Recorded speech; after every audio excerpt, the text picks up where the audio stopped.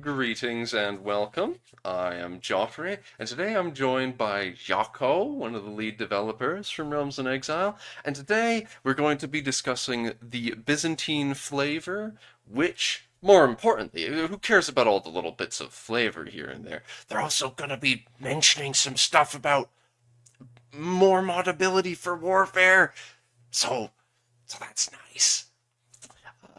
That's what we are really here for. But we'll talk about the other stuff for bizaboos out there.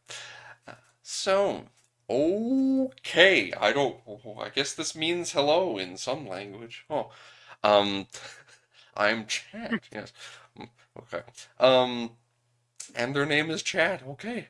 Um, but yes, late as usual. I know. Joffrey's always late. It is what it is. But yes, I'll refer to Byzantium as Byzantium. He should be saying the kingdom of the Greeks. That's what everyone knows it actually is called. No, Uh, please. yes.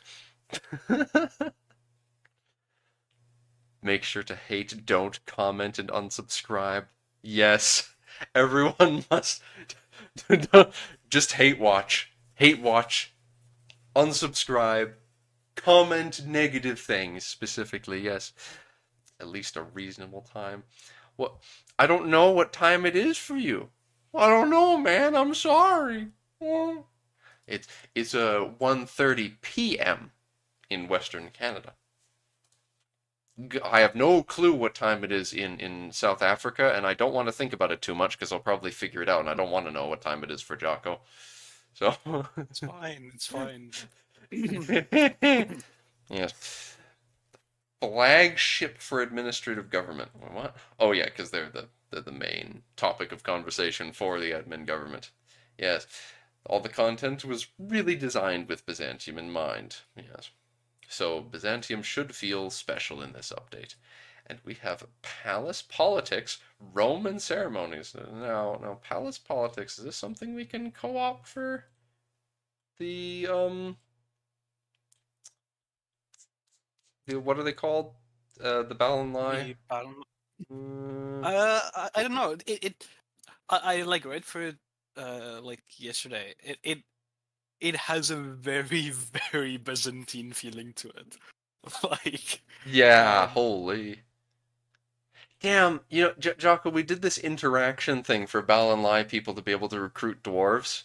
And then it's like, oh, well, the palace politics is just like, like, oh, just, you can recruit Varangian guards. I'm like, oh, well, hmm. Well, this it's is a just less sad. interesting way to do it. It's like, I guess we could have just done it like that instead of it being like, oh wow, the Byzantines need to have a certain opinion of someone with this cultural heritage, and then they can use an interaction to hire. No, no, okay, well, we did something more cool, Jocko. You're a Yeah, real yeah, one, yeah. man. No, no. We're better. It's I. I'm better. Yeah, we were here first. Parts of it can be used, but yeah, yes. Maybe, yes. They have triumphs though, which is interesting. You can use a decision to hold a triumph, and then chariot race activity. There's got to be someone that we can give chariot racing to, but I don't know who. Like I that's got to be like key, right, Vector? I Also, if you're in the pinged stream Victor chat, for why that. aren't you in the voice call? Like, come on, man, we got to talk about triumphs and shit. You with us or I not, man? pinged yeah, yeah. I pinged Vector with like because they show a screenshot of the like chariot race activity. And cool thing is they have chariot models with like people like in the chariot models like Oh, racing it. And I pinged Vector with it. I was like, we need to use this for the like Wayne Riders and the Balkov horde. Like during the appropriate it's invasion match, you can just true. like get a news event, and it's just like three, like the marshal, the ruler, and I don't know, like someone else just riding on their way to kill you.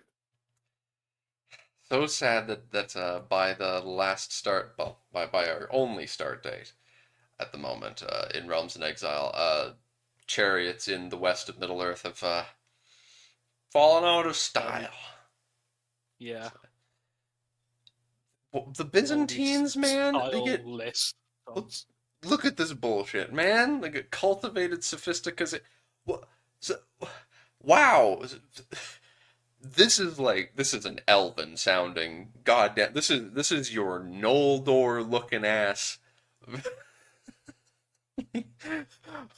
Oh, cultivated sophistication. Oh, yes.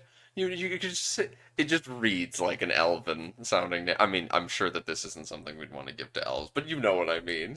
This sounds like something an elf would have. Yes. Oh, yes. Yeah, no.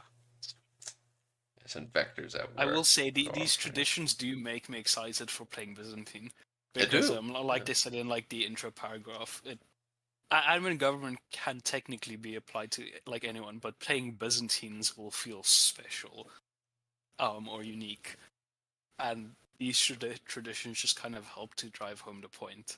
Like, I mean, just in terms of like thinking about normal vanilla traditions, these are like super hyper focused on Byzantine and enhancing specifically your gameplay as a Greek ruler in the Byzantine Empire, whether a vassal or the said ruler. Y- So yes, definitely it's excited. just God damn it. It's the sort of thing where like, I didn't really even want to play as Greek characters before this, but now it's like, oh, how am I gonna play someone else? It's Yeah, like, geez, exactly. for the mega campaign, I'm just like, I'm kicking myself now. I was originally gonna play as New Troy, and it's like, well, now Now it's like, Vaku's playing damn. as the Mycenaeans, and it's like, wow, I'm stuck Oh, playing as some dude in the Sahara. Like, fuck me, I guess. yeah.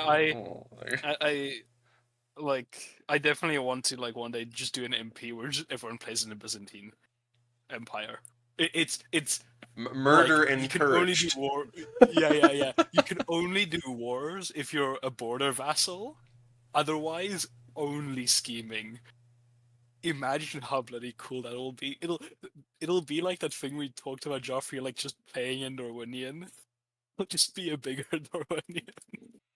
Vector, Vector, I can't play. I can't do New Carthage in that game because Cairo like is gonna spend the entire game on like three counties next to Carthage. So, he's gonna be doing his island only game, so he's gonna be suffering as just being various people's little squeaky toy. I could not, in good conscience, play as Carthage. But in any case, uh, that's for another time. That's another conversation for another time. Uh, yes, new art and all that. Yes, yes, the new Varangian Guard men at arms. Because everyone loves the Varangian Guard. Though reading about I'll admit, reading about the Varangian Guard men at arms is making me want to play Medieval 2 again. So I get it. I get it. You know, I understand the hype. Uh, hello. Okay, it's back. OBS is back. Well, yeah, I guess it's gonna be one of those days. Hmm, that's It me. can't be a stream without technical difficulties. It's just your classical average streamer luck, Joffrey. I'd managed to go two streams in a row without OBS disconnecting even a single time, so I was going so well. Vector just said yeah. Yeah, drive by homicide and the victim is my stream. Yes, yes. Curse you, Vector. Are you here messaging me on your way home from work? That's what you're implying here. Yes, drive by homicide on his way back from work. Yes, typing away on his phone.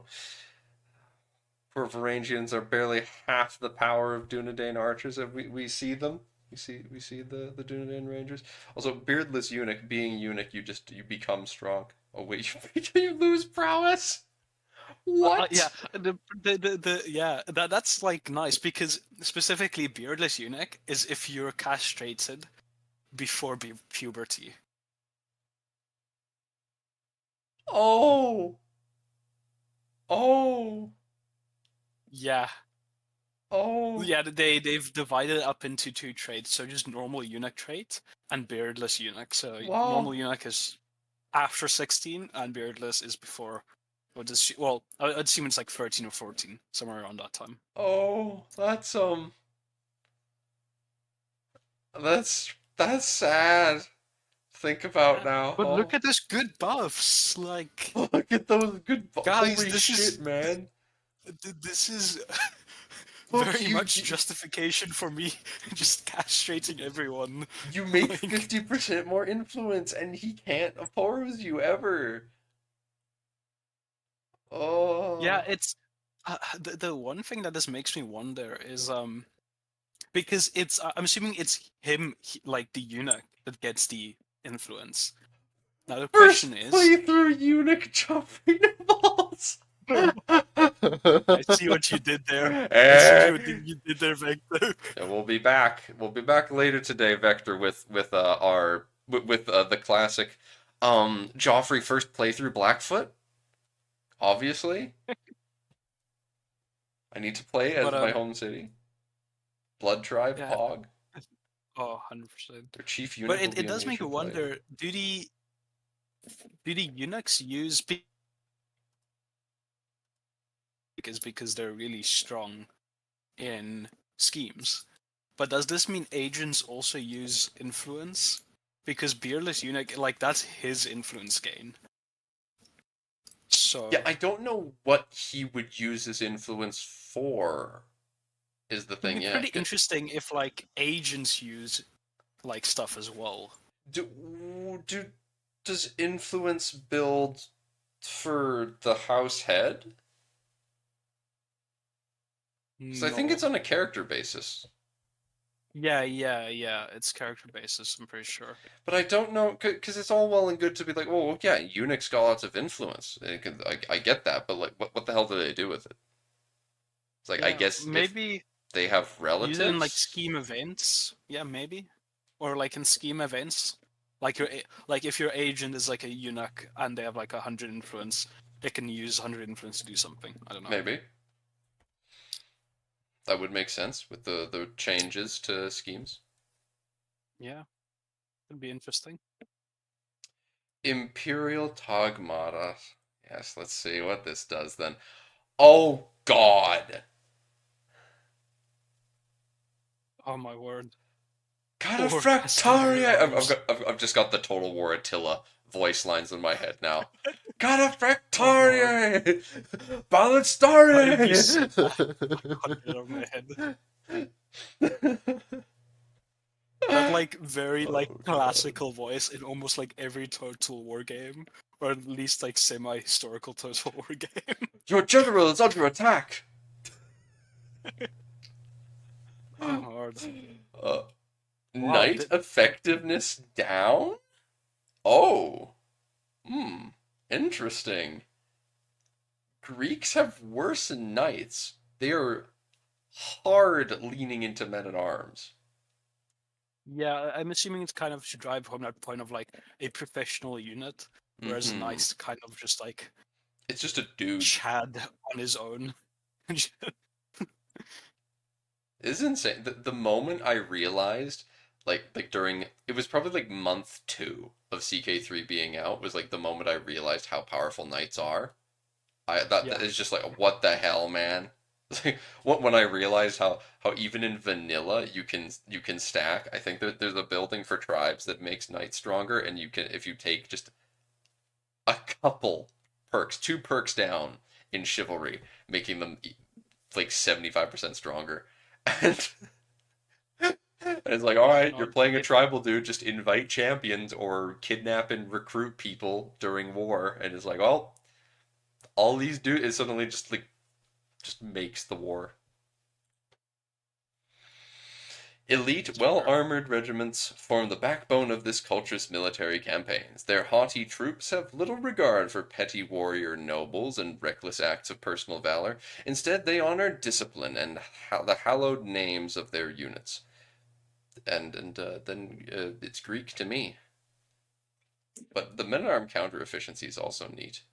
Title the size of title men-at-arms regiments goes up, and heavy cavalry regiments goes up even more. So if you recruit, just you can have so many cataphracts. Oh my god, that's insane. That's an extra three total maximum size for cataphract size. Yeah, that's Fuck. insane. Do they are any of those? I think they show pictures of it later, but Well, I this wonder is if any of spearmen. those. Scootatoy is a Yeah, type of spearman, I and know, but I don't know what ballistra is obviously that's crossbows. ballista. Yeah. Yeah. Um, Um, they're not I can't remember ballistas, they're what the other ones. crossbows. No, no, no.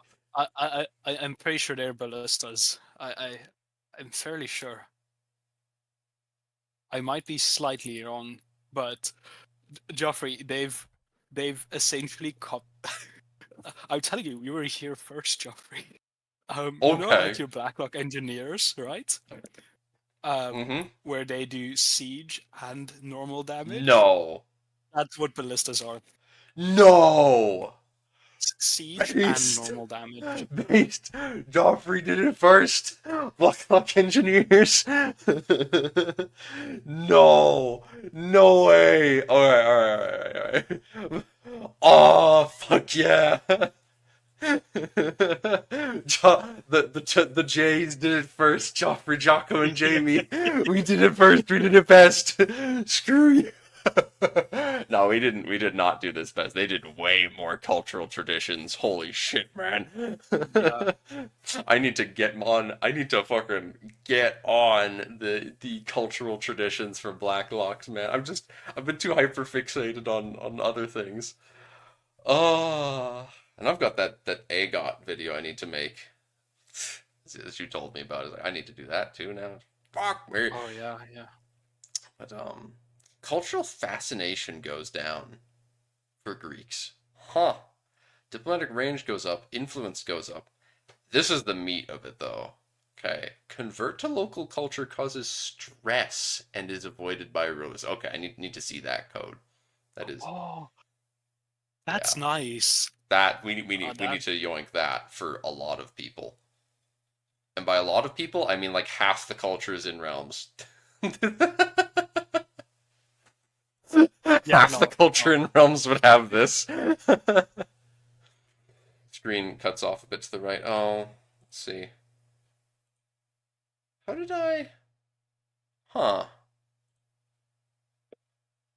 Why did I? Oh yeah. Cause hmm. Let's rearrange that a little bit. Full screen. Do a bit of tweaking on that window. Let's go filters, crop, and drop the amount that you are cropping from the side of the screen. Oh, that's oh yeah, grabbing. I'm stopping it from grabbing too much of that because that's yeah. If it goes any further from the left, then that's when it grabs the upper GX stuff. But to the right, I can probably just stop it from.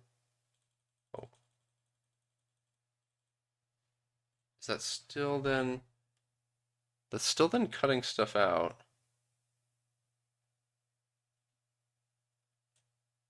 Oh wait. That's good then. Okay. I'll just people can wait. Oh, I thought that was good, but it's not. Huh. Hmm. I don't know how best to handle this now that I think about it. It's tricky. I just alright. Fuck it.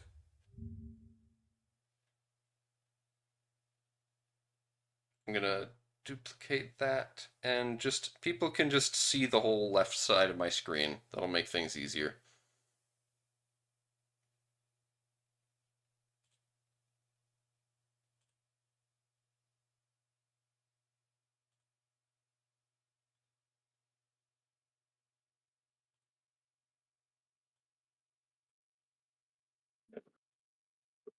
There.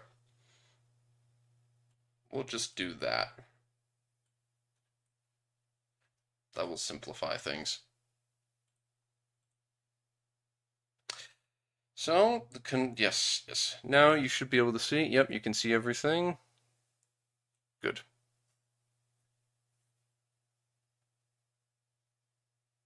Oh, John Wellington's back. Oh no.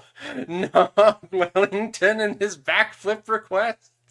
At absolute best, you will get me to do a backwards roll across my mattress bed. That's as best as you're getting, buddy. And right now it is too hot.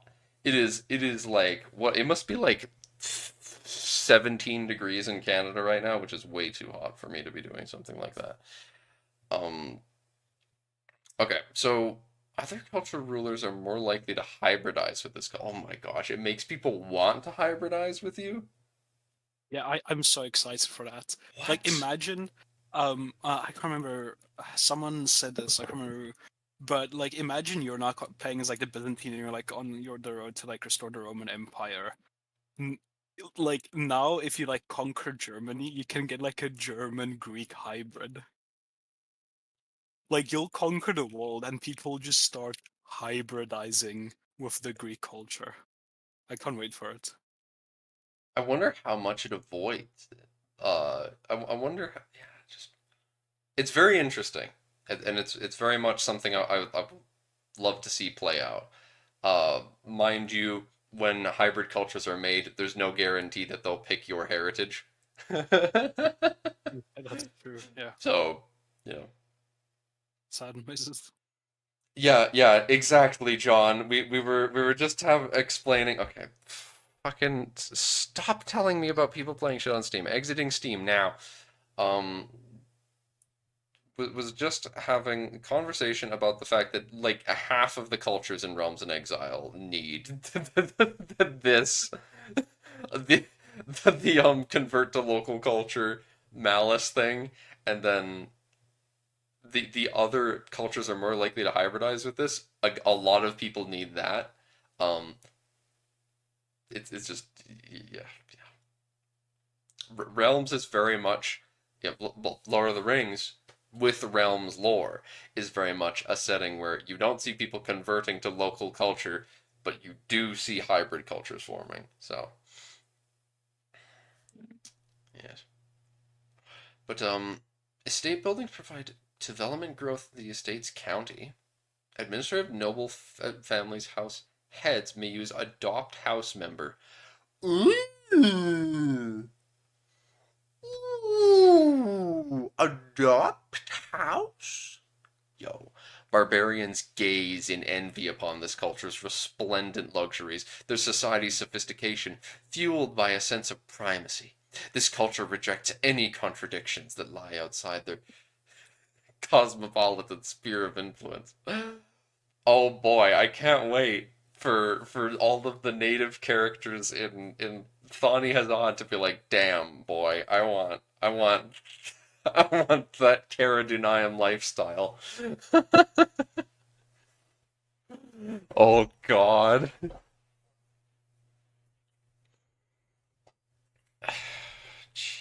But yeah, Bellacar is a great example. Bellacar is a great example of someone who needs cultivated sophistication.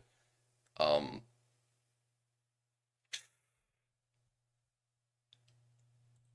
huh.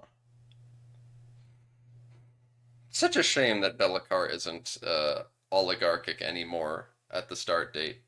They are way too late in their timeline to be oligarchic anymore. But we've only got so many people. But I mean like one person in the War of the Ring start date who it would be an administrative realm. Yeah, sad So noises. Varangian guards found the Varangian guards of glory and of might. Um, so gosh, now I have that song stuck in my head. Red as blood and black as night. Unlocks the court position and the Varangian Guard men at arms for the Byzantine Empire. 49. How many dudes? Yeah, it is 100. Yeah, it is a stack of 100 guys still. Okay. That is pretty damn powerful. Holy. 49 attack, 37 defense. Yeah. Heavy infantry. And they're effective against spearmen and heavy cav.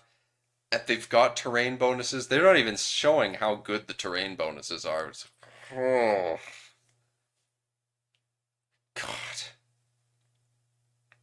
Shouldn't Dorwinian be oligarchic? No, not quite.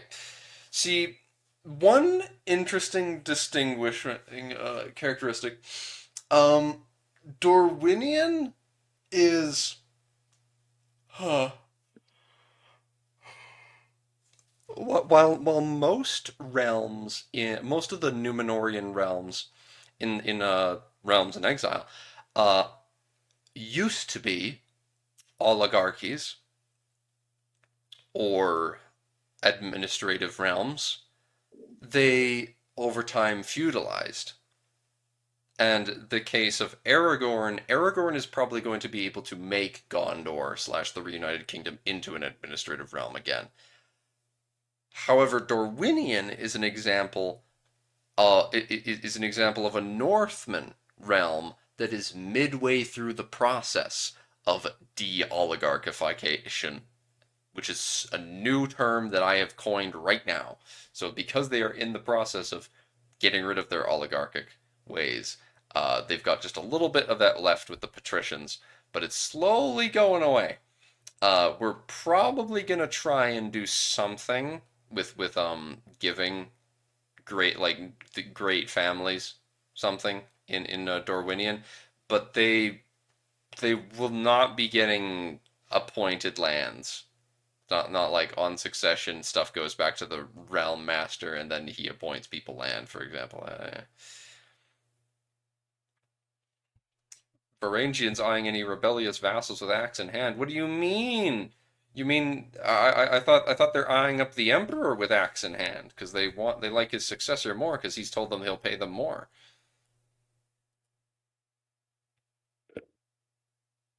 Bro's name is Glum. Ain't no way someone's mother named him Glum. His mother named him Glum. They're not the Praetorians.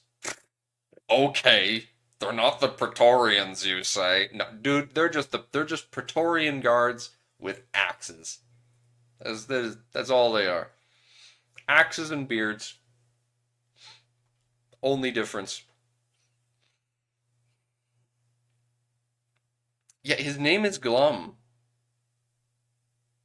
He he's awful glum, ain't he?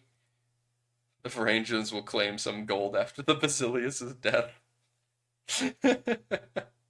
Heavy infantry toughness 10%. Varangian guard aptitude. Courtiers gain the Varangian and loyal traits. More Varangians will appear. Huh! So you do get Varangian courtiers as well. Interesting. Oh, okay, so yeah, the Akrati border guard thing. Yeah, they're skirmishers. Gotcha. Makes sense. Those are good. Holy, those are good skirmishers, though. What the hell? That's Skutatoy. Also, really good spearmen. And here is the ballista that you were telling me about. This fated, Yep. just Yep. just just worse Blacklock engineers, really. SMH my head. Yeah. But the thing that makes me excited about it is that because currently, at least in the dev version, I had to do some GUI modding to make the siege rally show up for the Blacklock engineers Oh, that's alongside true. the normal stats. Yeah. But the problem is, But this is going to be one thing that baked I in. noticed, yeah, and another problem that I noticed, which I'm really hoping, they don't say it, but I'm hoping it's solved, is that as a skirmisher unit, like what we did with Blacklocks, like that's not technically supported, the extra siege value, or at least not that high, because if you station a Blacklock engineer on a holding that boosts like siege effectiveness, they won't benefit at all from it. Oh, Um, oops. yeah, like they're still one of the highest like siege units. But that with this, you can, because it'll be so bloody funny if you can stay near Blacklock and engineers and get to like +2 siege progress, and then you just get like 500 or like 800 Blacklock engineers just sieging down Minas Tirith in like 4 days, just blowing up the entire outer ring. Yeah. What they say, these black walls, you can't well you can't break them down. No, no. All right, well we'll just undermine them. Let's fucking dig underneath them. No wall is too strong for some good old fashioned undermining and blasting charges. Boom. Just don't let any goblins live after you've shown them that technique. Because Oh, Lord. that's how they learn, I guess. The Misty Mountains, they got them. Nuclear Blacklocks, yes. It was a sad day. The 17th age of Middle Earth ended quite suddenly when the Blacklocks and the Stiffbeards fought. The the first nuclear war. It was also the last nuclear war of Middle Earth, but let's not get into that sad story right now. Why did the Byzantine? The Greeks just have everything now. What? They have unique everything. What? What? Wait, what? No, these are Normans. Yeah, that's a Norman. Yeah, huh? No, don't open that image. I need to. Additional men at arms. Irudzi for Armenians and Conroy for the Normans. This is what we're here for. I mean, the Normans. Because, I mean, any of my fellow Medieval 2 Total War enjoyers out there, it loves your Norman knights. I need to go back No. and play that. Need more Sicily gameplay. I mean, those Northern Knights are really strong. Oh, hell. Did you miss anything cool? Yes, you did. You missed some cool things, James. The most cool thing is there Glum. This man's name is Glum. That's the most important thing. Also, if you lop off someone's dick when they're a child, they get buffs when they're an adult. It's important to know. Make sure you remember this, James. Make sure you put your children in prison when they're born, like day one. Lock your kids up, lop off their dick, then they'll become a beardless eunuch. It's better than a normal eunuch because they don't get that testosterone and they look baby faced forever. Also, it makes them really weak in combat for reasons. But hey, bonuses, man. Look at those gains. You So gotta do what you gotta do. also, the Varangian guards are a thing, and the Byzantines have like all of the cultural traditions in the world now. Um, so they have a cultural tradition that makes people actively want to make hybrid cultures with them. So that's a thing. You may not even have to put them in prison. Just snip, snip. Oh my word. Oh, bureaucratic dynasty legacy. Stewards of the empire, my new empire. Power is a ladder. Political scheme success chance. I Promoting just see Peter customers. Baelish in my mind's eye when I Yes. read that. Of course, of course. Power is a ladder.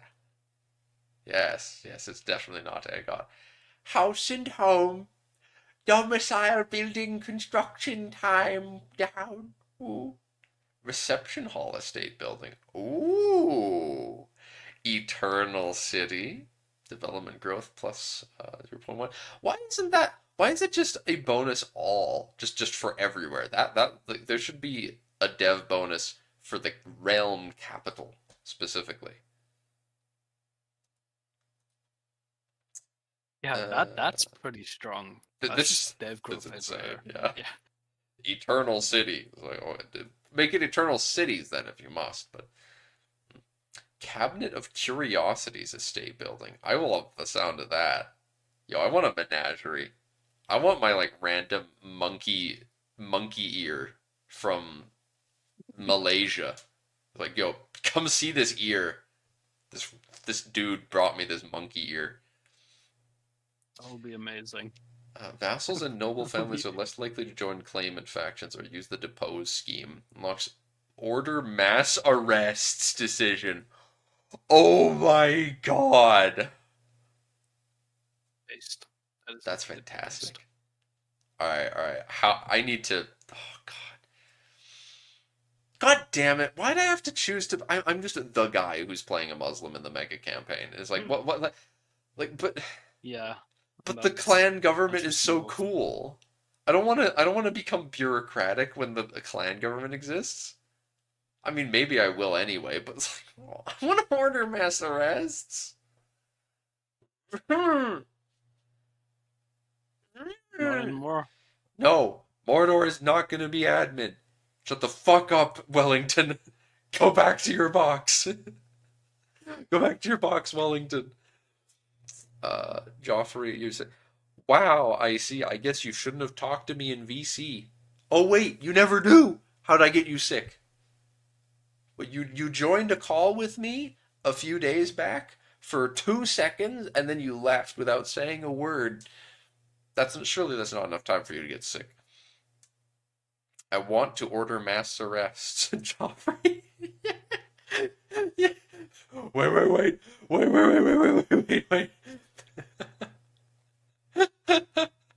But yeah. John Wellington. My plan. See, I know you can make the Abbasids admin government, and that's tempting. Might have to do that for this mega campaign that we're planning because actually wait, there's no one who's planning on playing in the Abbasids. Just people who want to kill them. So maybe not. But I'm gonna be playing a dude who is a custom modded in Muslim faith in the Sahara in the West. I'm gonna forge an empire, a caliphate there. Vector in the chat right now is playing as he's going to be restoring Kemetic Egypt, so he needs to kill the Abbasids. Yes, and together we shall make Africa glorious. Yes. Admin is simply better than clan. You Lisan al Gaib, Lisan al Gaib. Yes, yes, you get it, John Wellington. I will plug more the mega campaign before I continue along, though. If there's people that would like to join, we do still have room for people to join the CK3 segment of the mega campaign. We're starting to run out of space for people to play long term in the mega campaign, but if people just want to stop by and play in the CK3 part, there's room for that. The room's getting smaller, but you know. Um, Especially because there's going to be landless countries, so people can always play like mercenary companies and do bullshit. Um, Admin simply better than clan. I'll show you. I'll show you. Reception hall level 1. Additional 10 legitimacy on becoming Basilius. Okay, fine. Hall of Wonders. Add artifact to estate. So you add artifacts to the estate building itself. And the more artifacts, so it gets upgraded the more stuff you add to it. Okay. That's very nice. Ooh. Stewardship per level of influence and learning per. Whoa. That is insane. House head can ask for That's artifacts through the request. pretty bloody strong buff. Court grandeur change. I don't. Okay. Maybe Zeltron has a point. Maybe Zeltron has a point.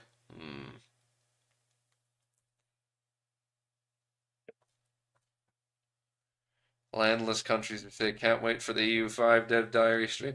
Listen, Veen. Mr. Van Veen. I have been Dark and I have been waiting for like half a year speculating about landless country stuff, and they're finally going to explain it later today. I am so incredibly cheesed about that. I'm gonna be I'm busy enough thinking about that as is. I don't need you reminding me right now about the fact that I need to do the Blackfoot as my first playthrough. Shouldn't be any balance issues with this update because Byzantine is actually the greatest thing ever and is utterly perfect. You are the last person I expected to be a Byzantine simp. I see. This is a big surprise. And he said, you really need to, with these CK3 dev diaries, learn when to read stuff and when to just be like, yeah, it's the cabinet curiosities. Yep, yep. It does all the things it says, and yeah, yep. It's just taking too long. Anyway, political political schemes. Oh, what has Vector done to me? Vector is making me efficient. This is insane. I can't do this. Mad. I'm, Absolute madness. Schemod's excellent. Slander, Strategos, Aeonis. Political schemes, which are available to characters with admin government. Byzantium, and by extension admin realms, should be much more about intrigue and scheming than war. In these realms, palace politics and backhanded trickery reign supreme. For example, at some point you'll want to run a smear campaign against one of your political rivals. You can do that now with a slander scheme. Yes. But what does the modifier slander do? Focus on agents. Focus on agents. Oh yeah, agents using scheme potential. Decreasing phase lengths. Balanced agent arrangement work. Focus on agents using secrecy. Okay. I love these new changes to schemes. This is very neat. So you focus on, all right, I'm Yep. focused on making it successful? Are you focused on making it fast? Or are you focused on making it secret? And then there's just normal. Like this. Because sometimes you just need a bit more of one of those things. Sometimes, yeah, if you need to sacrifice it taking longer and being less secretive to make it work, nice. I'll approve. Yeah, no, that's true. I do like the changes because it also gives you somewhat more control. Because currently it's just like I start scheme, I wait until something happens. Yes. I start scheme, I wait, just add people to scheme. Now you Yeah, get to build your Ocean's 11 team. yeah, You yeah. add people. Ah. Gonna build the Magnificent Five. Yeah, exactly. Yes. Ocean's 5. That's what we need in CK3. Always the same number of people. Oh, no, Vector saying, thank God the training is finally taking effect. No! What has he done to me? He leaves room while plot progresses. You see, that was not actually that was actually a negative event on Goldfinger's scheme progression. When you put Mr. Bond in the room and then leave, that loses you like 50% of your scheme progress, man. You you need to put unless you put Jaws or Oddjob in the room with him. If you put Jaws or Oddjob in the room with him, that makes it a net neutral. But you can raid the estate of someone. Sips tea.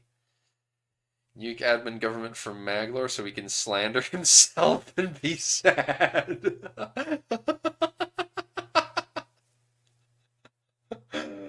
Oh, raiding estate is more arguments for admin Mordor. Okay, I take back everything I said, Deltron. Go back in the box. Oh my God, no, no, we're not having orcs with estates. We are not having orcs. Fuck. Ah. We're not having orcs and having them be like, oh, this is the Krug clan house. This is the Krug hole. Uh, Krug Krug hole has a cabinet of curiosities. You stick in the Krug hole. We've got fingers of Celebrimbor in this hole. Ho ho ho! And we make all of this influence. Sauron will definitely make the Krug family uh the assigned governors of all of this land. It's Not, giving me brain rot. yeah, that's what happens every time people are like admin Mordor. No, no, the orcs are not going around, and we're most definitely not going to be making just removing all of the Mordor orcs and be like, here's just a bunch of black Numenorian families for him to land instead. Wow, guys, isn't this so cool? No, no. What the Sigma? No. The admin realm you are getting the Stormhost, and that's what you get. That's what you get. Now, if you're lucky, I'll be able to try swinging admin government code so that dwarves can use admin government on a county basis, because I would really like to make dwarves use a admin government that has them handing out individual counties as their governorates, but we will have to see how that actually works, because if it doesn't let you hand out stuff on a county level basis, then it's not really gonna work. But if if it does work, then I'll just make all the dwarves have a unique government type that is a version of admin, and they will always be politicking between the clans. So cross your fingers that this is as moddable as I would like. Yes.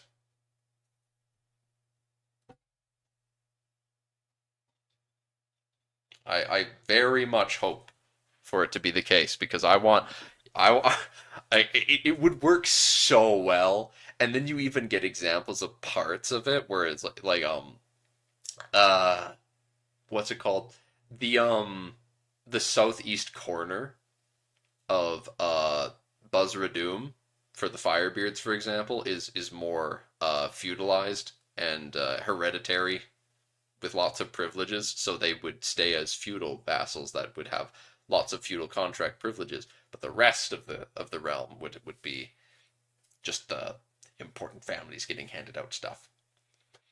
You don't think titular counties will be possible? It's not a titular thing. You don't know. No, admin government doesn't hand out titular titles. They hand out de jure titles. They hand out the de jure. They hand out the de jure duchies that are considered the governorates. So, what I need to do once we get our hands on this code is see if I can change it. I need to see if I can go into the mechanical workings behind it, and see if I can't hand those out. Make them hand out counties as well, because you can have administrative duchies and you can have administrative kingdoms underneath empires. So if I can, we'll just have to see if I can add counties to that. Um, you meant for the families when they're landless, they're dukes. What? You don't think titular county? I didn't say anything about titular counties though. I don't see what the problem with that is. Like for landless counties. Yeah, they have a titular title. Yeah, what about it?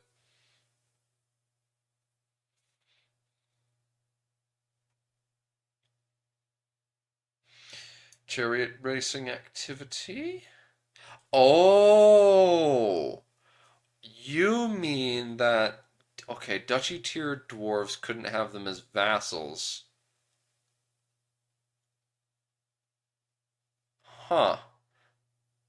Huh. That's an interesting predicament then. I don't think that's a problem though, because I don't think because them simply not being able to have ducal tier subjects wouldn't really impede that. No, it's not the same logic, John, because the logic there is that if a okay, so you are the house head of a family, which means you have a titular duchy. If you then get given a county that's a governorate, you're going to be a ducal tier character. At least theoretically, you'll show up as a ducal tier character, and as a result, you can't be underneath a duke. That's theoretically how that works. And it's probably correct. So yeah, the point there is that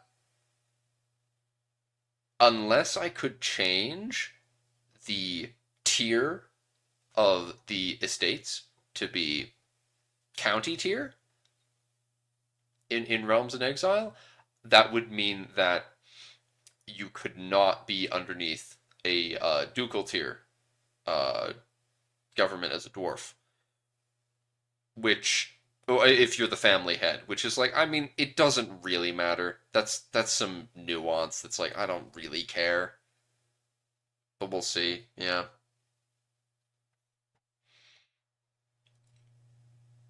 And in any case, it would still work for the vassal kings, which is the important thing. I'm just excited to get my hands on it. I've been kind of uh, lacking in motivation to mod in the lead up to this because I want to get my hands on this code so much. Though I do have other things I need to do in Realms, actually. All right. Intense. Wait, how much of this is left? Holy shit. Holy shit. Yep. Yep. Wow. Wow. All right. All right. Co-Emperor is coming as well. I need to speed through this shit. Chariot racing activity. There's custom intents for the chariot racing activity. Ding, ding, ding. Choose who you back. You can choose to increase your influence. That's cool. The charioteers on the different teams, very famous Byzantine and Roman thing to have the charioteers with your different colors. You'd have actual like conflicts between which team you pick.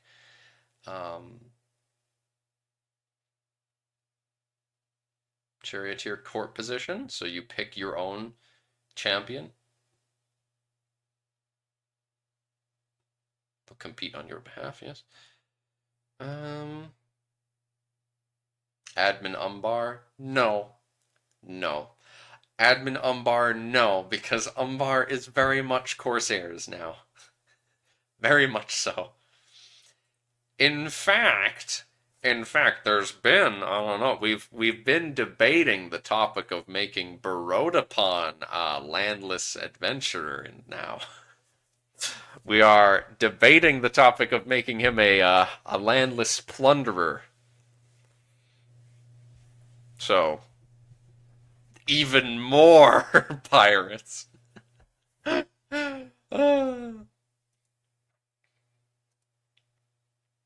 can train up your charioteer between races. Just yeah. Oh yeah, there's a train charioteer. Okay, if you upgrade the stables, politicking, you get some events for politicking and such before the race actually begins. So if you increase if you're there to increase influence, you can yeah, you'll get your different options for that. That's always nice. The actual race begins. Yes. Choose who stands next to you. Oh boy. Wow. That's a big deal. Sheesh. You can see who loses. You've got your chariot model that the characters are holding on to.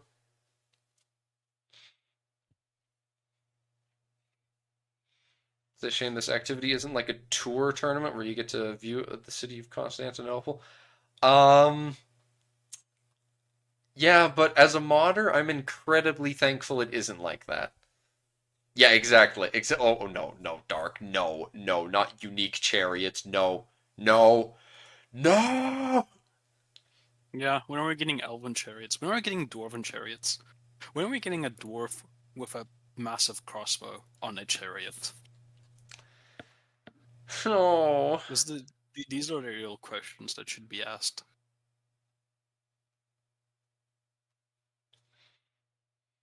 Pretty sure you can Who do cares about admin in courtrooms Lapis. when you can have chariots? uh, what the? What was this OPB 9 proud Bavarian thing?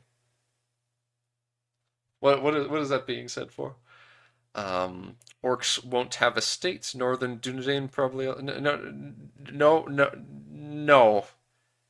9 proud Bavarians. Yeah, yeah. I guess. I don't know why people are saying that, but admin in Ladris. There's been talk about doing something with some of the mechanics from admin government with elves, but like we don't know what it would actually be.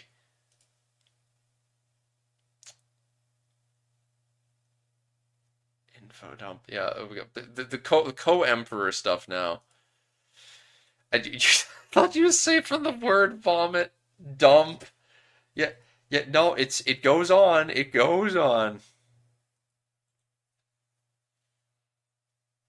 You're asking who will. Orcs won't have estates, and Northern Dundee probably won't. Who will get them? So the people, the only people in the War of the Ring that will have just the full on admin government is the it's just one country, and that's the Stormhost. There's one other almost candidate, and that doesn't no. Ray would be the only other real candidate, and that doesn't even work anymore. They're past that part of their history because they got cooed and become feudal. So it really is only one country on the map that has an administrative government in the War of the Ring start date. In future start dates, there will be a lot more, but eh. um, do it for Numenor and Exile. Oh, don't get me wrong. Don't get me wrong. There will be more post start. If you form Numenor and Exile, easy pick. Easy pick for one. Yeah, that's easy.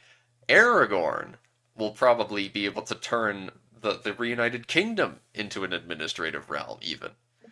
Uh, Dorwinian will probably get. If I had to say in the matter, we haven't talked about it, but I've suddenly thought to myself, huh? I bet an excellent option because you've got the feudalize the Dorwinian. You have feudalized Dorwinian as the wine lords. So maybe an alternative option would be as the patricians to make it administrative to emphasize the families more. Um, there is always the base game option to become administrative as anyone. Ah, but that's where you're wrong, Zeltron, because in Realms in Exile we can change that.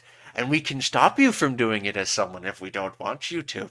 So we can tell you that you're not allowed to become administrative if you're playing as an elf or an orc.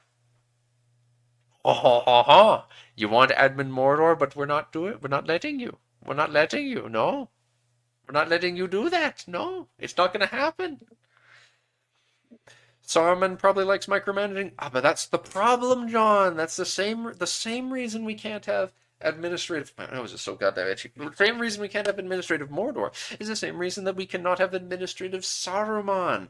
Because if you have administrative Saruman, he's going to have a bunch of great houses of Dunlendings and orcs, and those great houses of Dunlendings and orcs are going to be going around spending their influence to be like at their mansions to be like, oh please, Saruman, the Krungus Krimlo family has served you ever so faithfully. Now please, will you give us this landed estate in this duchy to watch over these people and manage it for you?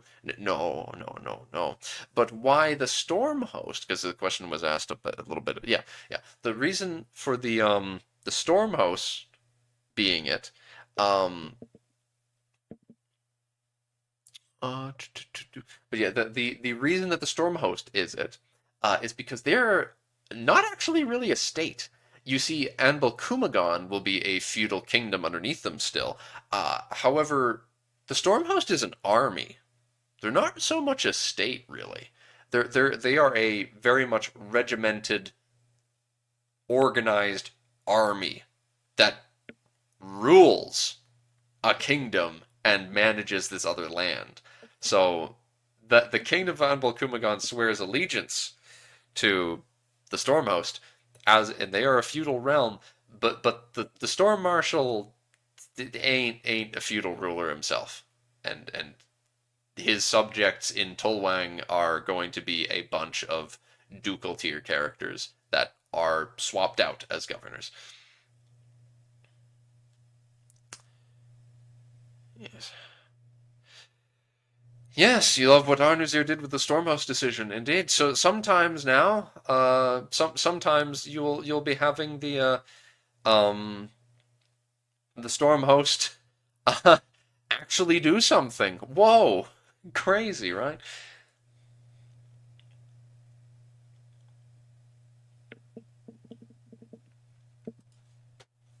Zeltron, how often does because I know Icy did the rebellion thing.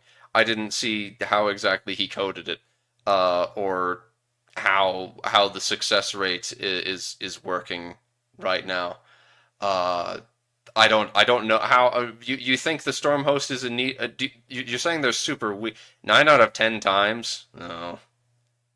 Do we need to buff the Storm Host again? Really? God damn it. They've got so many event troops and yet they're still so weak. Ah.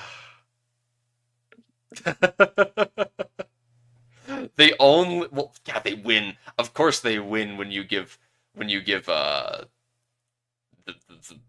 buff, yeah.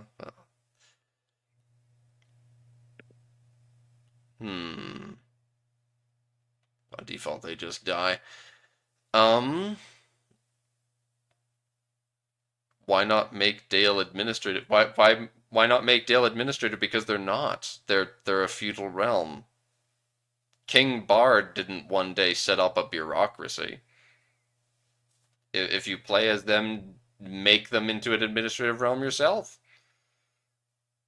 AI is very good at using up their event troops in internal useless wars. Well, I suppose once we make the Stormhost administrative, we can perhaps that will be the best way to truly see how we can make them uh the proper have the proper win rate, which I don't know what it should be.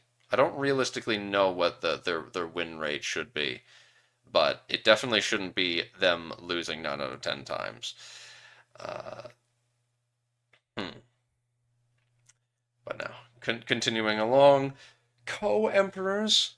Yes, you have co-emperor. So it addresses who the next emperor will be. Emperor A is dead, but Emperor B is still emperor.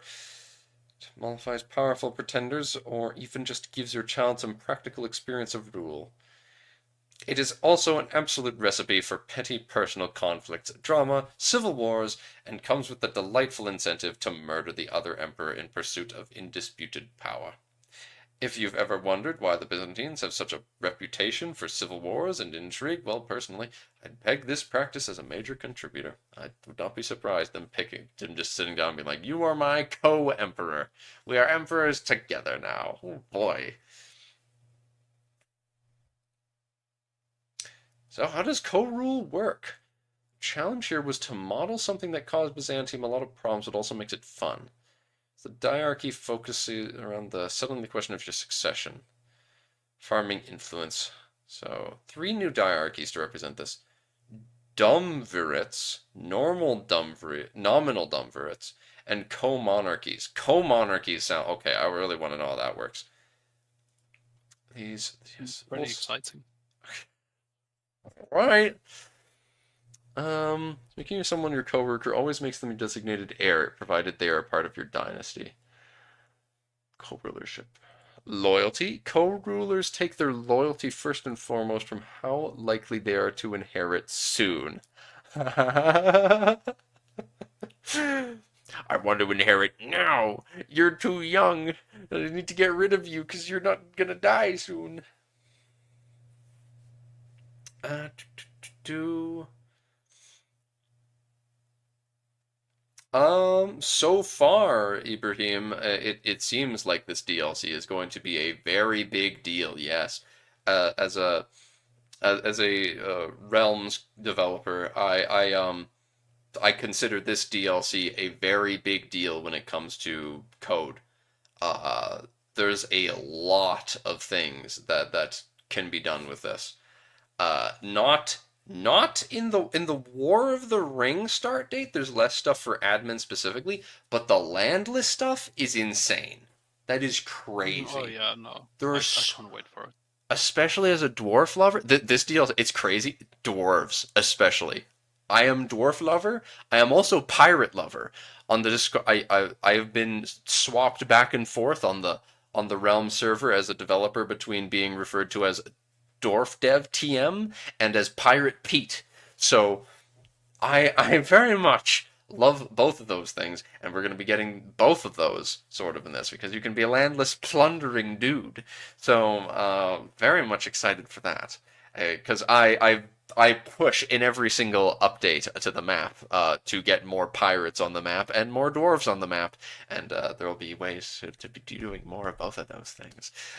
We're gonna have Blacklock landless adventurers all over the shop. It's going to be wonderful.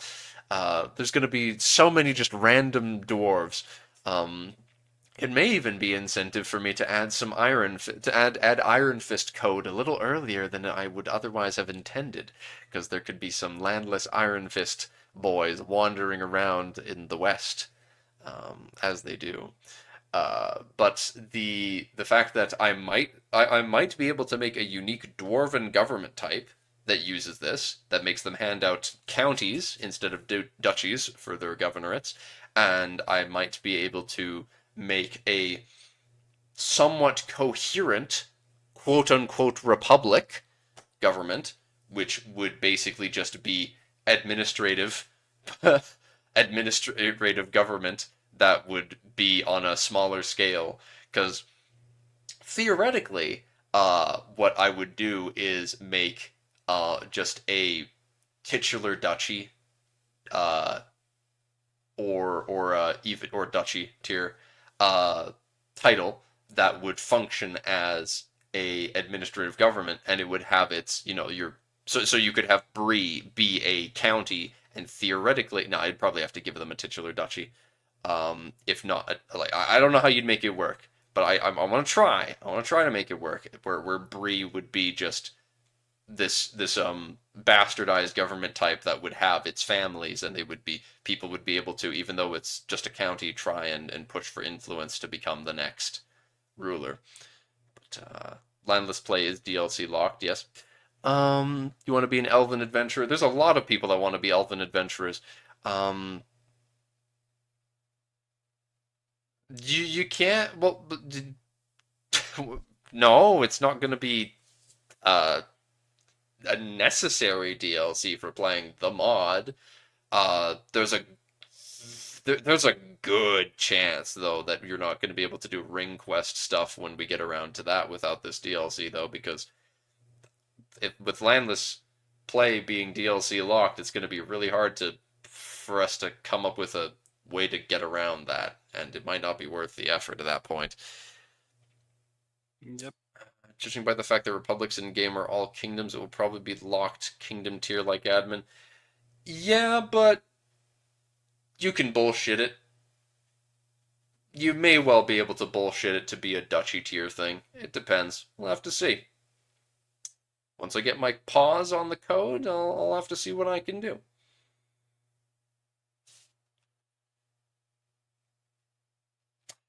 But yes, there's definitely lots of people that want to play landless elf adventurers, and the issue that we get with that is how the heck do we have someone play an elven adventurer and resolve the fact that they could get landed by someone, but then they'd be a feudal elf with human holdings, and it's just like, oh no, how do we? How, Um, how do you deal with that? You say yeah, landless elf great conquerors invading everywhere. Yeah, that's all well and good, but how do you resolve the fact that they won't have an elven holding in their entire country?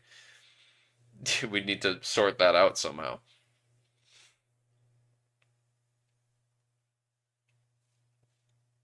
How do you get landed? Someone can give you a title. You can attack someone as a landless character, Gilgar. You can just invade people. You can just it's like in the days of CK2. If you remember in CK2, you might just have one of your relatives fuck off, and then just hire mercs and attack someone. Yeah, you can just walk around as a landless adventurer and just invade somewhere. So if you spot weakness, if you see an empire or just some realm that's having a moment of weakness, you can just be like, "Hey, this is my opportunity. I'm going to take it and conquer this land from them." Also, fun fact: one of the most goof-tastic things in this DLC is that if you have a landless character in your realm and you want them to get rid of them, you can give them an eviction notice, and if they don't get out of your realm, they attack you. The landless character will attack you. And if the landless character beats you, they usurp your title. Not just like take something off of you. No, they just straight up take your title. If the Byzantine emperor tries to kick out a landless adventurer and then they get into a fight with someone else and can't beat the adventurer would have a chance to just straight up yoink the Byzantine Empire title. uh, anyway, people getting disloyal because you age not catching up with you. Old man, but he's too healthy. Old man, but he's way too healthy. Your time is up. Just die already. That's fantastic. That is fantastic. In bold text, minus 55. Just die already. Yeah, yeah, yep. Oh my gosh. Yeah, someone just usurps the reunited king. You have a landless orc. You have a landless orc no, no, plunderer roaming around no. near Numinos. Aragorn's like, no, get out. And then he usurps the reunited kingdom because he has like a shit stack of 10k orc rabble. He has just a shit stack of orc rabble. And, and he beats the fuck out of you. Orc gets an eviction notice from Sauron. Become the Lord of the Rings. Uh, elevate child as nominal co-emperor. Costs prestige and influence. Scales of power. Yes, and you can do it once they're 16. Diarchy gains +1 of the skill. So, okay, yeah, they'd get more skills for free if you've made them a diarch. That's over the course of their childhood. That's really good as well. I like that. There's motivation to do that with the person you want to be your heir. You could have elves conquer Mordor after being evicted from there. That's true.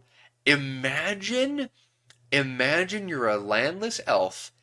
You spend a long time building up your mercenary company of elves, and then you rock up to Mordor.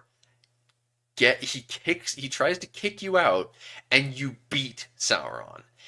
At which point you usurp Mordor, and it unlands all of the orcs and then turns all of the orcish counties into elven holdings of your culture. Uh,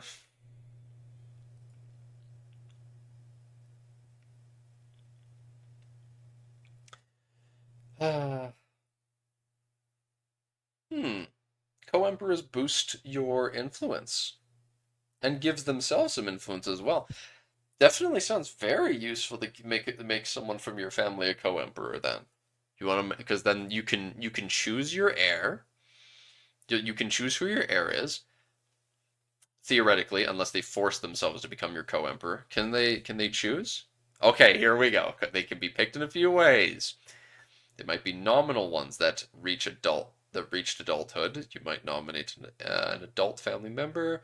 You might diffuse a faction by elevating its leader, forcibly putting truces on everyone in the faction. There we go, and that's where you get your civil wars. Someone's been declared the co-emperor to appease them. Oh boy, now they just have a claim to usurp the empire. That's not great. That's still gonna be a campaign for me. Just Get like someone to make you the imagine, co-emperor and then usurp the empire from them.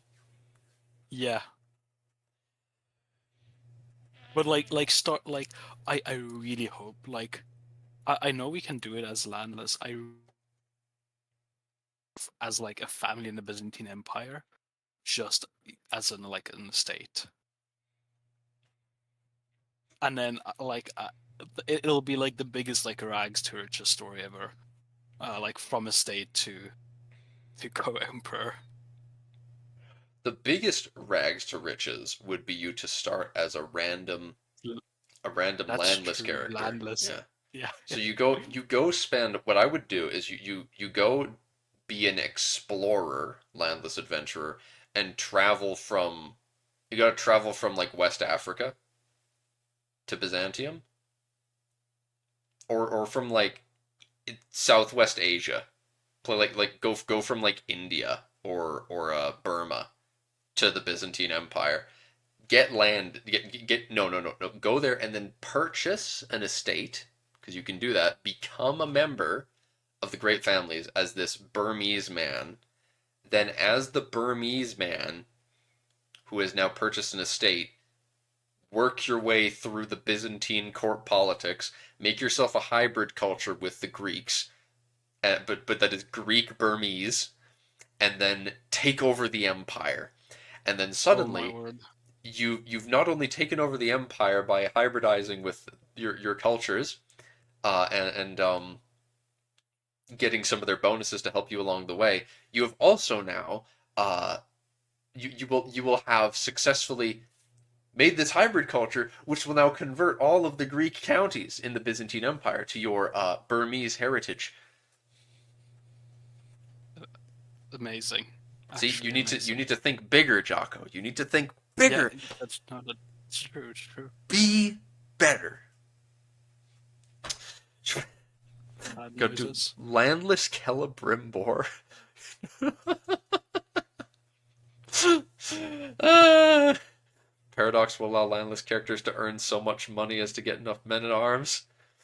Well, you won't have to pay upkeep on your men at arms. You just have to pay. You pay to recruit them and to replenish them. Varangian guard grind set, landless adventurer crawling out of the Norse Thunderdome and getting paid to smack some 8 prowess Italians. That is exactly what happens. Yeah, that is exactly what the Varangian guard is. The Varangian guards of glory. Quempers can ask. Okay. Hmm. Scapegoat counterpart. When two people hold ultimate power in an institution, petty personal spats can not only get out of hand quickly, they're actively incentivized. You can always blame the other guy. One of the first borrowed powers a co-emperor unlocks is the ability to scapegoat counterpart. Fortunately and unfortunately, their senior emperor can also use it back on them. Scapegoating your fellow emperor requires you to have either high legitimacy or high diplomacy, higher intrigue than them, higher diplomacy or higher intrigue than them, and you receive influence and gain a little tyranny and strife to cause your target to gain even more tyranny and lose opinion with them.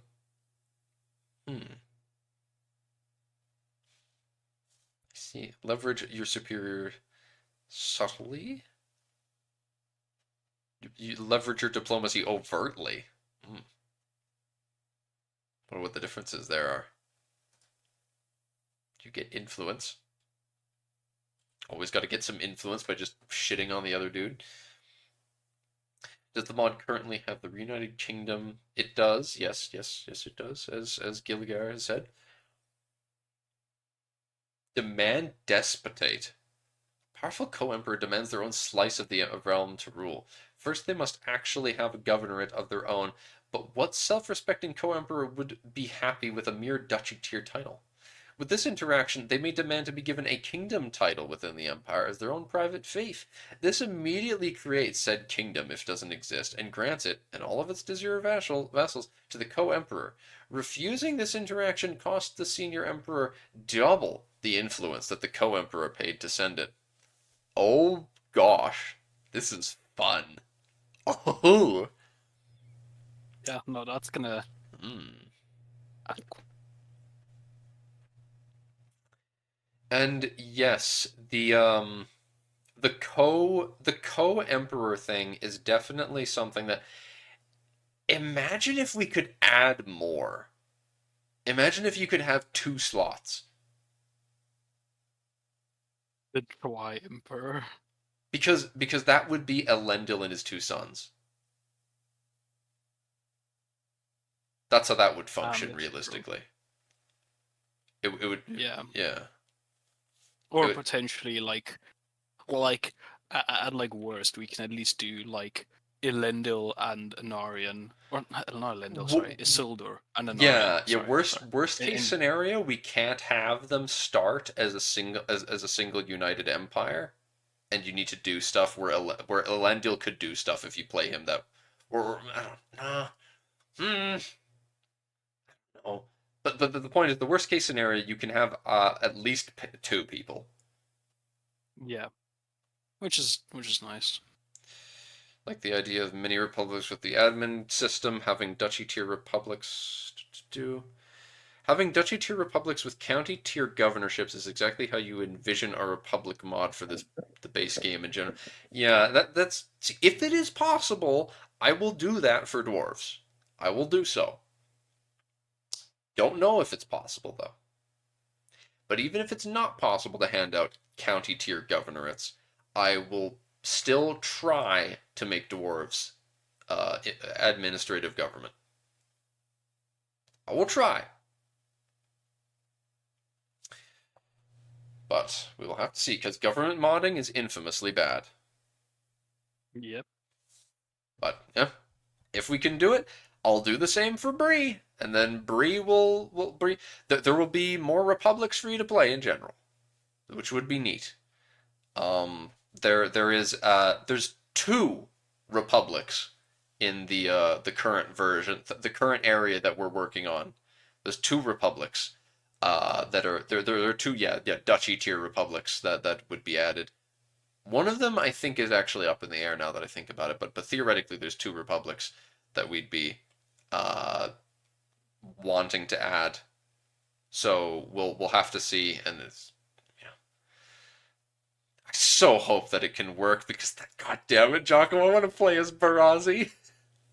I want to play as him so bad and take over Pell. Finish what he started. First he cucks Saragul, and then then he takes his land. He's the perfect character for native conquest. People think the Balan lie are the real content in Tanizad now. Oh. It's the one republic like realm. Obviously, the Triad needs to be administrative as well, right? They also need to be a duchy tier administrative realm. Gosh, this is gonna take for fucking ever now. Borrowing power. Imperial expedition. So you can borrow power. The co-emperor can use a very powerful casus belli in Imperial expedition to be launched against realms that either border the empire or have imperial or have territory that de jure belongs to it. They can target all duchies that match either of these criteria and belong to the target. So all land that's bordering and or de jure. Whew, that's very strong. It's Yeah, very that strong is. indeed. So every governor bordering the defender is forcibly called to war as an ally. Ooh! And all non-bordering governors with martial province administrations are given the choice to join.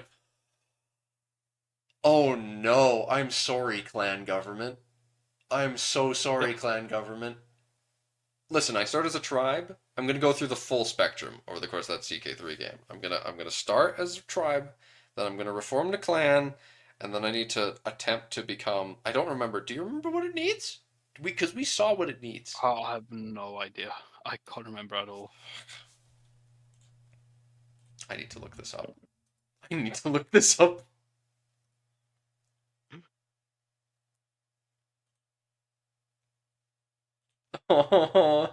it was it was number it was admin 2, I think.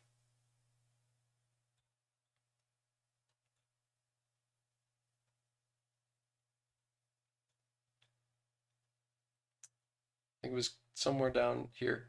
Change state faith. Adopt centralized administration.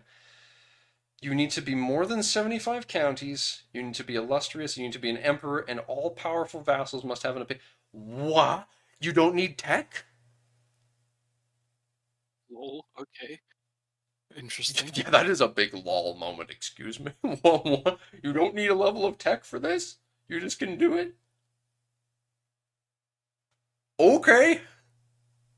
Sure, pal. Whatever you think's best. I am saving this image.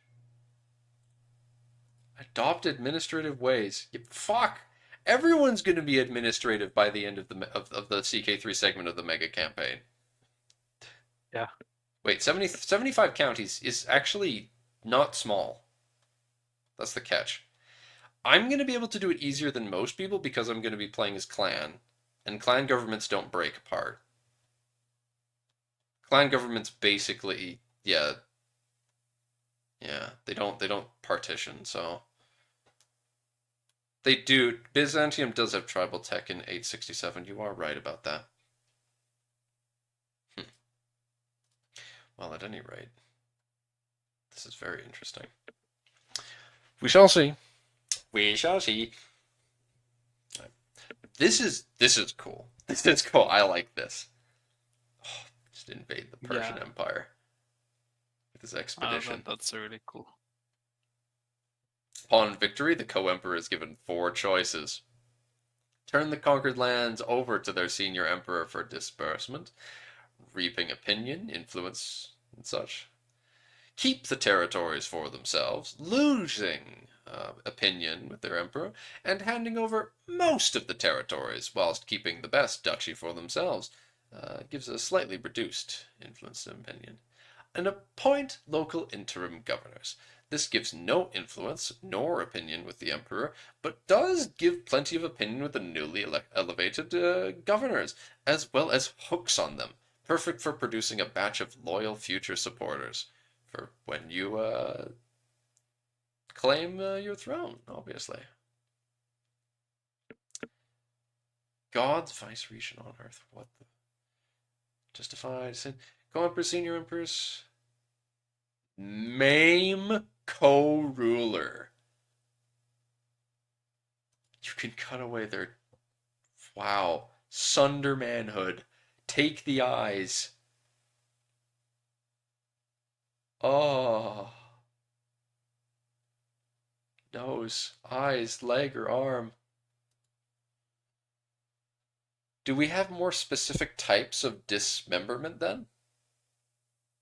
Do we have like a specific trait for does not have an arm? Hello, Uh, Armas.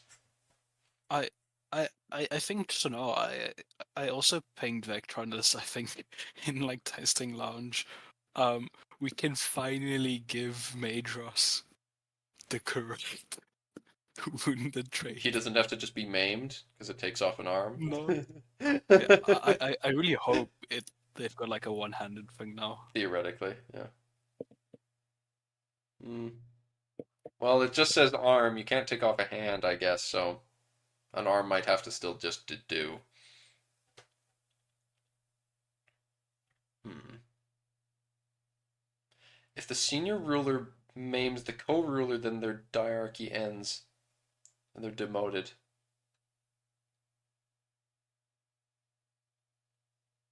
What happens? What happens if you do it to the... Oh, so if yeah, so it doesn't matter who it happens to. Yeah. Wow. They just lose their title if they get maimed. Isn't fucking hell. Co-monarchies. All right. So reduce. This is the one that I was really curious about.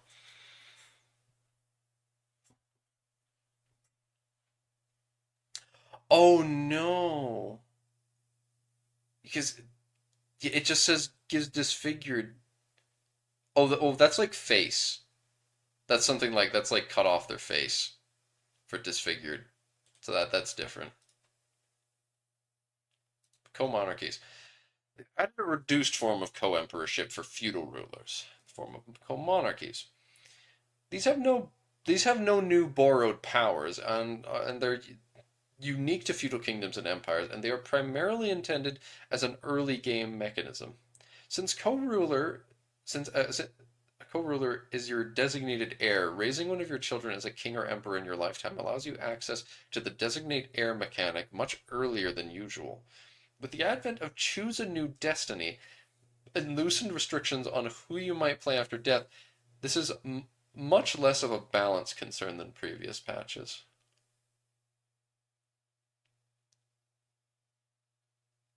I guess. Hmm. Your new co-ruler can only be deposed by execution or maiming if you have the appropriate cultural tradition. Has the same dubious loyalty mechanics as a co-emperor. So consider this a roleplay friendly alternative for putting your preferred heir on the throne or to disinheriting your three eldest children to get the fourth you actually wanted. Instead of influence gain, co-monarchs give vassal opinion scaling with their diplomacy to the liege and can gain considerable monthly prestige that scales slightly up for empires. This is... Ooh, yes! I do like that new visual. What is this red symbol? What's wrong? Because he's only 23. He shouldn't be hurt. I wonder what that means. No idea. Maybe just updated visual, although would be a bit weird.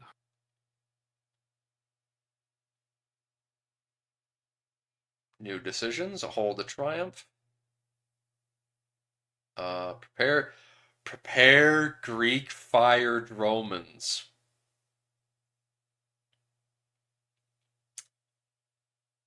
Hmm. Defensive. Okay. Greek fire.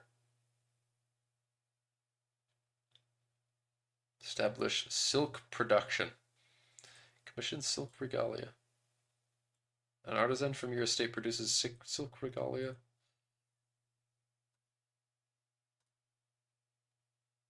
The Mulberry Copse estate building. Oh, okay. So you basically farm silkworms on your own estate, then, is the idea. That makes sense.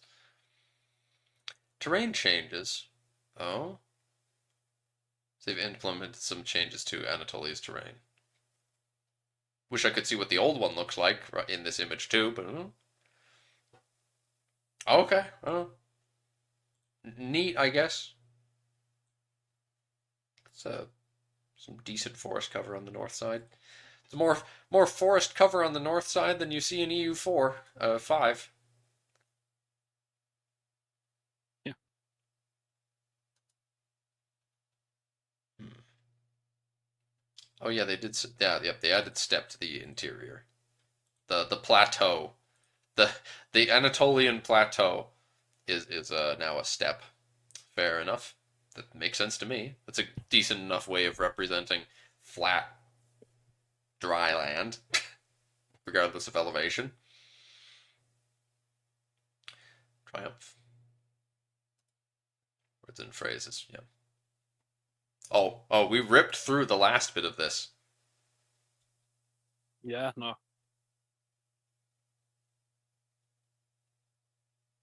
This content focused around the Fourth Crusade is a thing. There's the cataphracts. Yep.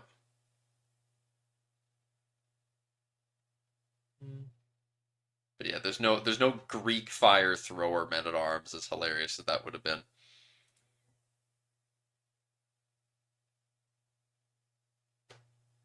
That's a lot of questions. Dismantle German pretenders, re-establish the Theodosian borders, evangelize the pagans, hold a triumph, ask for support. Whew! Restore the Roman Empire, of course.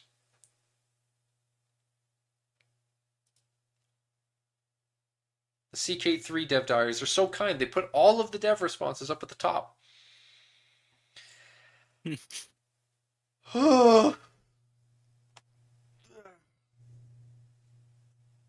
Well, that managed to actually take less time than my old the 2 hours it used to take me to get through the Tinto talks. I am getting better. Hmm. Um. Now, yeah. Here's the thing. Yeah. Um. Yeah. Yeah. As you're talking about, it says now that armies are in full effect. Yeah, Jocko, I named this Devtari warfare changes because I had kind of thought that the changes to like um modability of the men at arms is going to be in the the It's actual, mostly the dev responses. but I guess Yeah. yeah.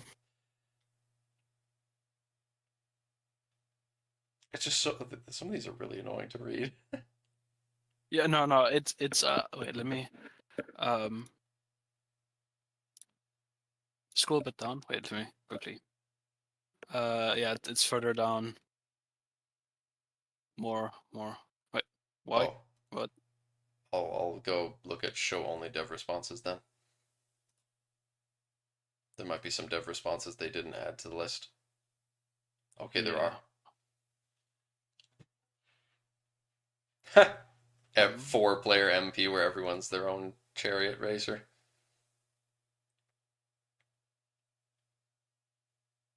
Okay, well, there's that one response. No naval When warfare. where's yeah, like right at the end where someone asked like, "Hey, what do you mean by code support for harming and destroying armies?" And they were like, "Oh, you just wait. Regiments specifically. So, key thing to note: not armies, regiments are full scopes with proper triggers and effects now, which is really cool because that means I'm really hoping that means we can like create a regiment for a ruler on like on title gain or something.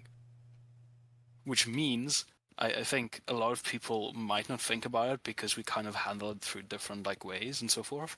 But we can now hopefully once RTP comes out, we can give Aragorn a fully like like on his like event where he ascends to the throne to RK, you know, you can have a full army, like 1,000 like Gondorian soldiers, like 500 Fountain Guard, a percentage like Dunedain Rangers, etc.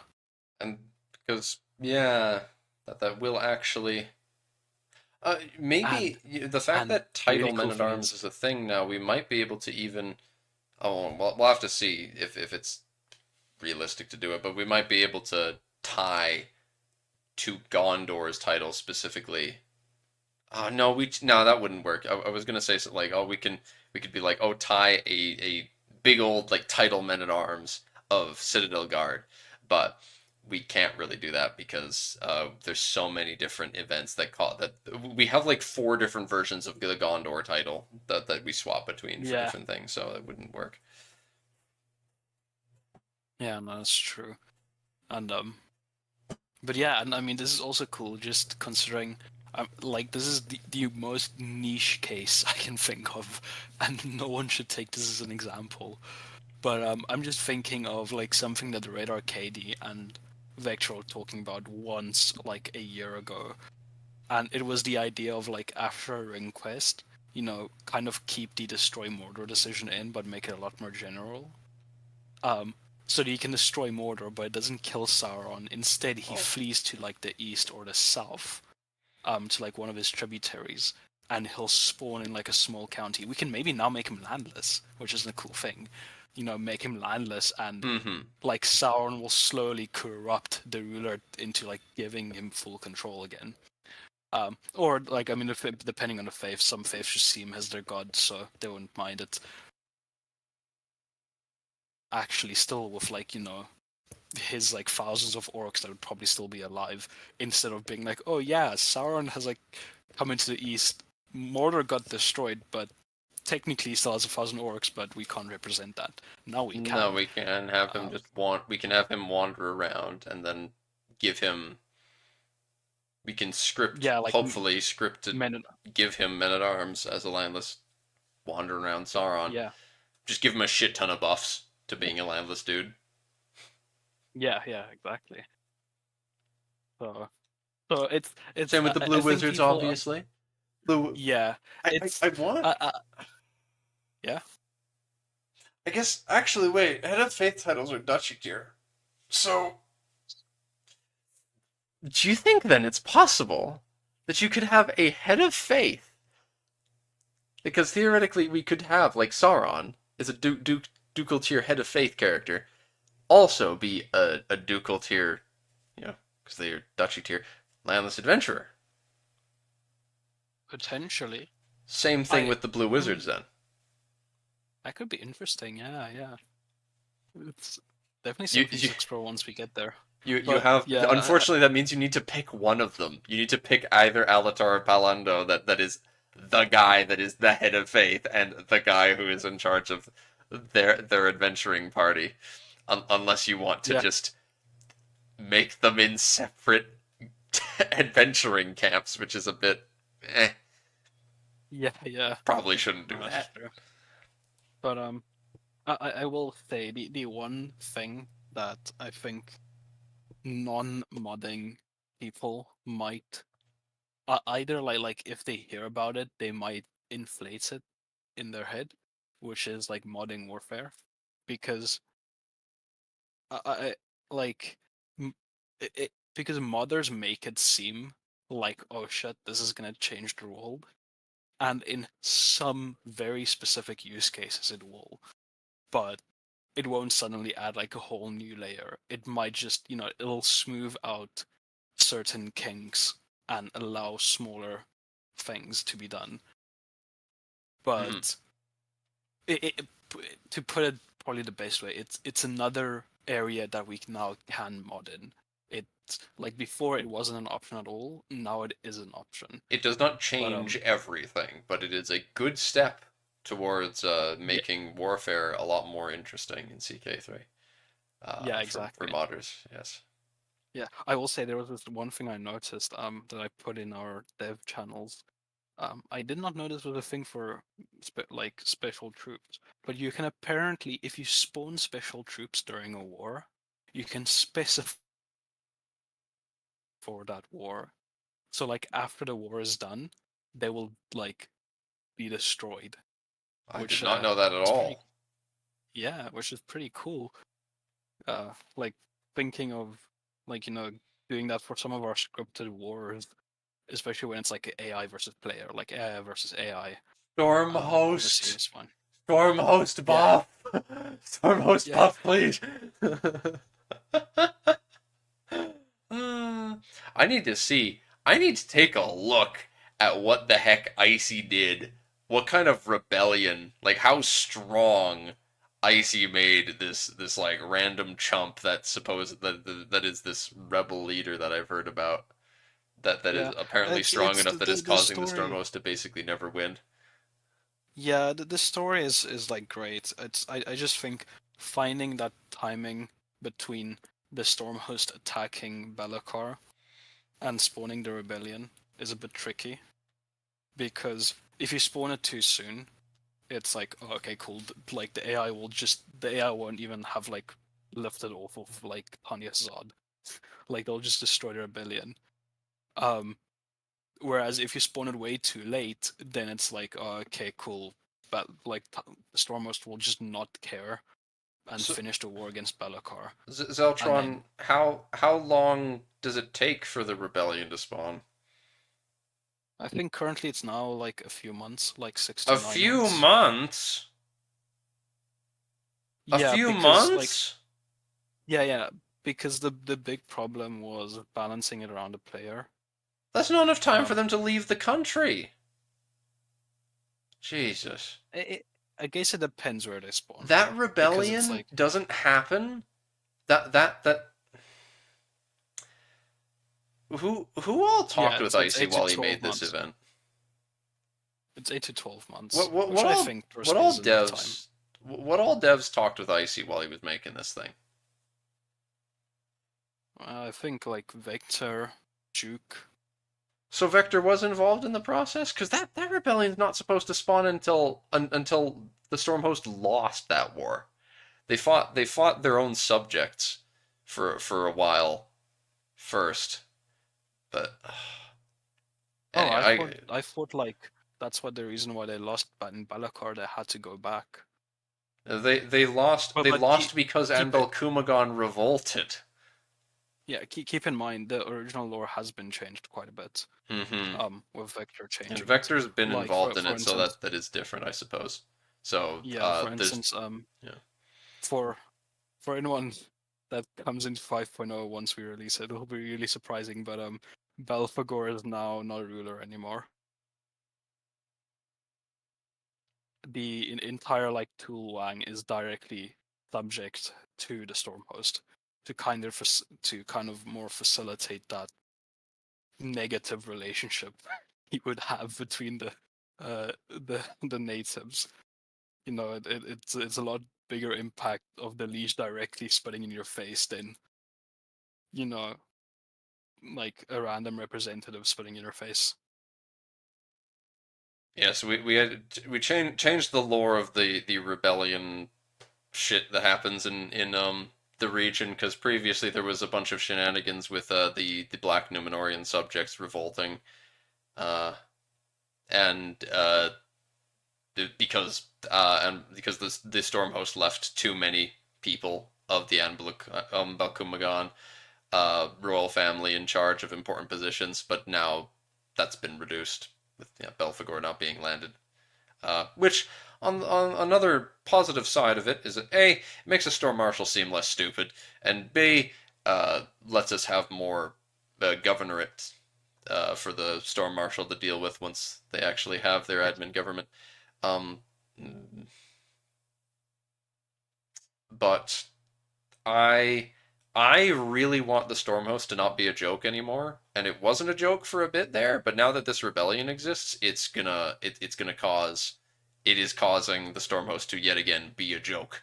So I'm gonna take personal umbrage with this balancing until it's been sorted out. I need to. I mean, I'll be talking in VC with Vector later. We'll be doing Tinto talks, but I need to sit down with Vector and figure out what he thinks the optimal ratio of the Stormhost winning to not winning should be, and then figure a way out to make that happen. Yeah, I just think the problem is that, or okay, no, not a problem. I think probably the first step is um, just get a few more testers on it, because even though Zoltron has been testing it quite a bit, it's Well, Zoltron's good at I think this. the yeah Zoltron knows what he's he's been testing it talking quite a about. lot.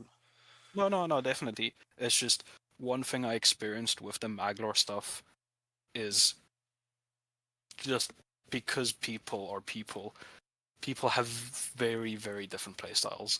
Like I was testing, like you probably like heard about it, but I like kind of ran Hendrix through the ringer to test Maglor like Yeah. 50 times. but that also made it so that I essentially balanced the Maglor stuff around Hendrix's playstyle.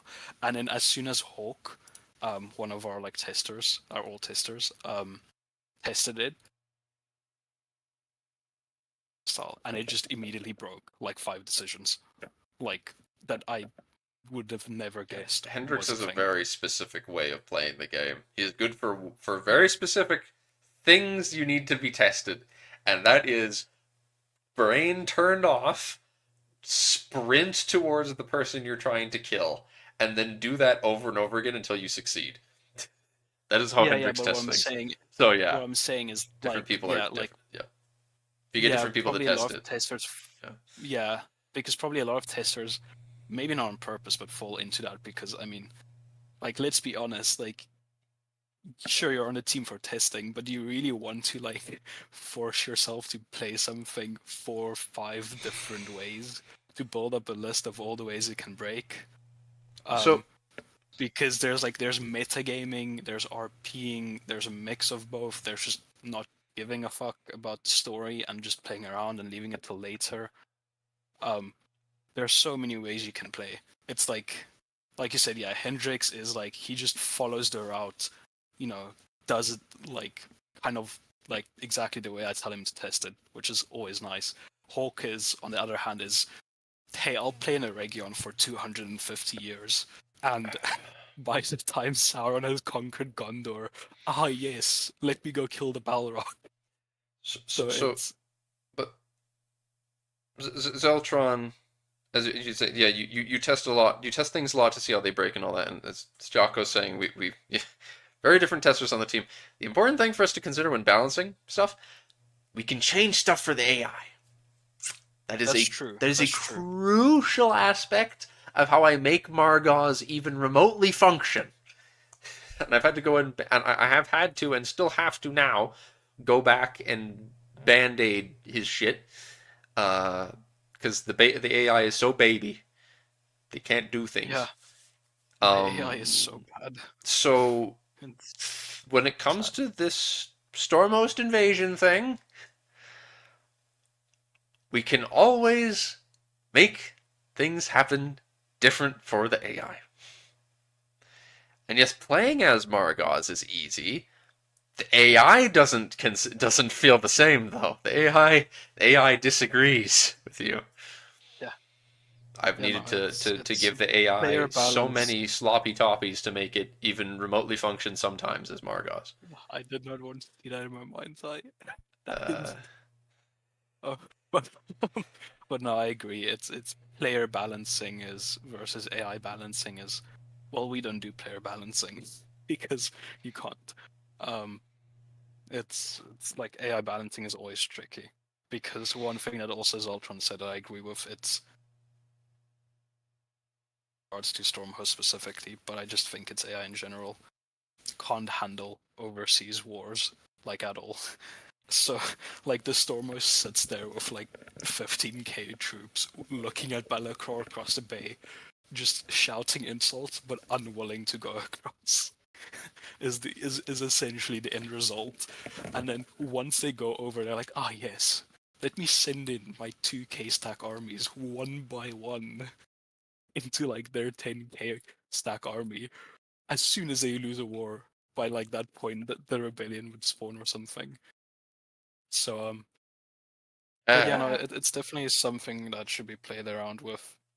I Um, I think what yeah what should probably be done with because Stormhost needs and troops of course. Like I mean, yeah, maybe we can use that like thing I talked about earlier that I did not know existed, which is like spawn special troops only for a specific war. if it's the AI, spawn them special troops for this war, and then mess around with when this Grouping. rebellion spawns, how strong the rebellion is, things like that. And Yeah, there has to be a way that stuff can be balanced to is like yeah the rebellion is this strong if the AI if the storm host is an AI as well, for example, you can yeah. change that too. Honestly, honestly, hot take. We should just abandon Tiny Hazard, we should just go over to Erd, the Kingdom of Erd. Oh Who boy. needs the West? Who needs the Yeah. West? We go back to Dragon Faith and weird Northmen. Who needs the Ring Quest? Honestly, such a side Hello. objective. Like, come on. Hello, Soapy. Soapy Lemon Lad. Yeah, we're wrapping up the stream here. We finished talking about the dev responses and the dev diary in general.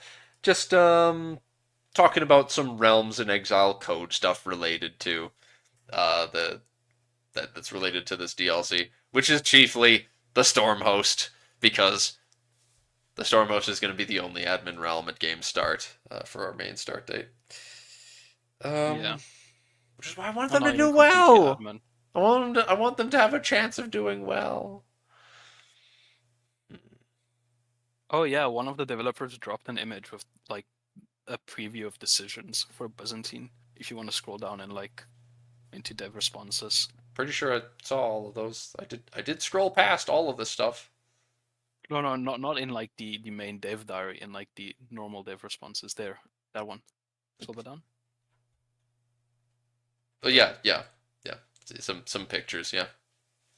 I honestly, I don't know how many of these are vanilla though. Like, I've never played as the Byzantines. Like this has to be. None I of them. established. None of them. Like only Roman Empire. Oh, I see. Yeah, I've I might be No, wrong, Dismantle but the German no, no, Pretenders is vanilla. okay, Yeah. sorry, The yeah, bottom sorry, two the then. bottom two. Yeah. Because yeah, I've Yeah. never seen Evangelize the Pagans hold a triumph we That's know as got vanilla DLC. art though. That's the thing That's that's true. I sussy. mean, But I guess it doesn't look like something I've heard of. And I'm sure that yeah. No, Valar would have told me by now if that was in the vanilla. yeah. And by told me, I mean not me directly, but everyone would know because of him. Yes. But still, I mean, nice few decisions. I'm happy that like vanilla is finally adding more and more unique decisions for like a specific realm. Yes. And I am excited to see them continue to expand on this. Yeah. Hopefully we get Republic soon, TM. We get some fun Mongol Venice stuff. decisions win. Yes. But I do want to wrap this up because Yeah. oh boy, I have. Listen, it has been like 2 days since I've gotten to do world build. Sit down with Dark and talk about my world building map shit, and I've got only 2.5 hours now before. I mean, that's a while, but the point is, in 2.5 hours, I'm going to be right back on this podcast talking about the Tinto talk and their own landless shit, because Paradox is just like, oh my god, we figured out how to do landless stuff. Everyone needs it now. Next DLC for Victoria 3? Play as a company? Huh? That's what's gonna happen next. Just you wait. I would not be surprised. I would be zero surprise if they come up with a DLC for Vicky 3 and they're like, guys, now you can play as a fruit. What was that fucking fruit company Wendigoon did a video on like a few days back? The United Fruit Company? I have no idea. I have no idea what you're talking about. You don't know about Banana Wars? You don't know about the Banana No. Wars, Jocko? Damn. No. Imagine you play other like Paradox games. It's not a game. Not a game. No. It's a real thing that happened. Sorry. A real it's a real thing that happened surprised. with like a companies that like took over. It's a very Victoria 3 mindset thing. Where like Okay. a company I mean, owned I like act all of the surprised, bananas. I mean, I act surprised that that's a thing, but like Australia has lost a war, 3 wars against animals. So honestly, anything is possible. it's just like well, I mean I learned about it in high school. It's a in Canada we always get taught about the banana wars for some reason. I don't know. It wasn't even like a Canadian company. But anyway. That is so whack. Yeah. I'll let you wrap it up. So Anyway. you can... That's enough of me ranting about the banana wars. On the CK3 thing. As we're just about to touch the exactly 2 hour mark. I will thank you all for watching, and I hope to see you next time. Bye bye.